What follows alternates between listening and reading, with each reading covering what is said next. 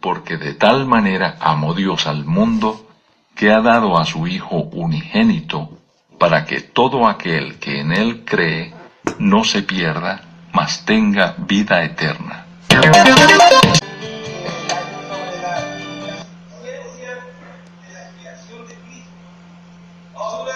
Es una de las doctrinas fundamentales de la fe.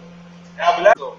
Es un tema muy hermoso, hermano, es una doctrina muy hermosa, muy extensa, pero cada vez que estudio este tema sobre la expiación, es donde empiezo a analizar que si no hubiera sido por Dios, si no hubiera sido por Jesús, a través de su muerte expiatoria, nosotros no estuviéramos aquí, estuviéramos perdidos, sin Dios y sin esperanza, sin ninguna manera, sin ninguna forma de poder acercarnos a Dios.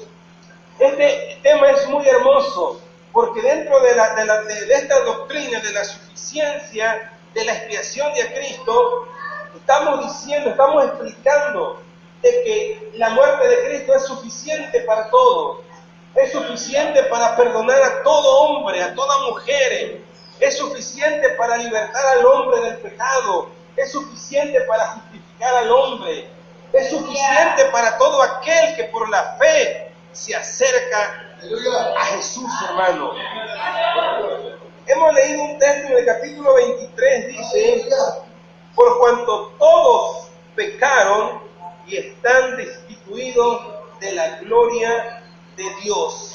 En este versículo 23, Pablo comienza hablando sobre la universalidad del pecado. En esta carta de Romanos, hermano, si usted analiza detalladamente esta carta, son una de las cartas más hermosas de las cartas que Pablo escribió. Y no porque le estemos restando importancia a las demás, no. Simple y sencillamente porque la carta de Romanos contiene todas las doctrinas de la salvación. Pablo comienza hablando acerca del pecado, comienza hablando de la universalidad del pecado. Y en la carta a los romanos, Pablo también habla principalmente, dice, que tanto judíos como gentiles son pecadores delante de Dios. No tan solo Pablo está diciendo que los gentiles son los que están alejados de Dios o los que son pecadores, no. Pablo también dice que judíos y gentiles están en la misma condición ante Dios por cuanto todos pecaron, dice.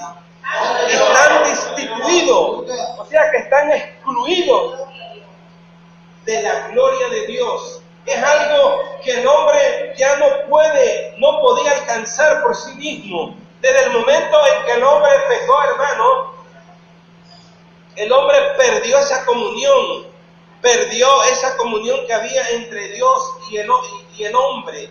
Desde el momento del pecado, en el hombre se perdió esa perfección moral, esa integridad. Y de ese momento, el hombre ha tenido un gran problema ante Dios, es el pecado. La universalidad del pecado no tiene límite, no tiene frontera, no importa la etnia, no importan las posiciones. Todo hombre nacido de mujer nace pecador delante de Dios. La naturaleza del hombre se contaminó, hermano. Y por eso Pablo en el capítulo 23 empieza a hablar sobre la universalidad del pecado. Y empieza a decir que todo hombre, toda mujer, todo joven nacido de mujer tiene esa necesidad. Hay ese problema, hay esa separación entre Dios y el hombre, que es el pecado. Y eso es lo que aparta al hombre de Dios. Porque dice la Biblia que la ira de Dios viene ¿sobre qué? Sobre el pecado. ¿Por qué? Porque pecar es errar el blanco, es violar las leyes que Dios ha establecido.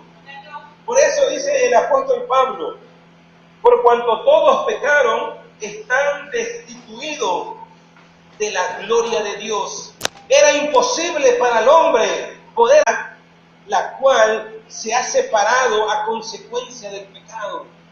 Por eso podemos ver a través del libro histórico, de los libros hermanos, podemos ver a través de los libros históricos del Antiguo Testamento y del Nuevo Testamento, cómo es que el hombre, a través de la religión, quiso acercarse a su deidad. Por eso podemos ver diferentes tipos de cultos, diferentes tipos de dioses que el hombre se inventó, creyendo que a través de esos cultos, de esa ceremonia, ellos podían acercarse a Dios.